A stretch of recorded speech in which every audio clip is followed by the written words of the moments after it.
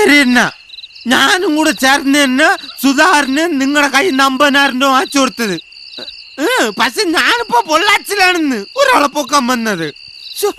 ഞാൻ വന്ന് ഇങ്ങനെ തെറി വിളിക്കരുത്. ഒരു മിനിറ്റ് വേറെ ഫോൺ പറഞ്ഞു. ഹലോ. ആ എടാ സുധാര, നിന്നെ കുറിച്ചാണ് ഞാൻ ഇത്രയും നേരം സംസാരിച്ചോണ്ടിരുന്നത്. നീ എന്താ മോഹൻ ചേട്ടന് കാശ് കൊണ്ടു കൊടുക്കാത്ത? ഇനി നിന്റെ ഇല്ല ഇനി ഞാൻ നിന്നോടൊന്നും സംസാരിക്കില്ല. നിങ്ങൾ തമ്മിൽ സംസാരിച്ച് കാര്യങ്ങൾ കോംപ്രമൈസ് ചെയ്തോ. എന്നെ ഇല്ല ഇടപെടുത്തരുത്.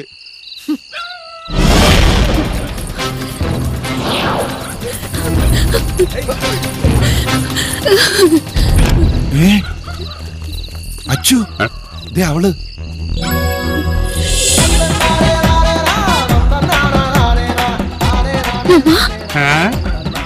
അത് തന്നെ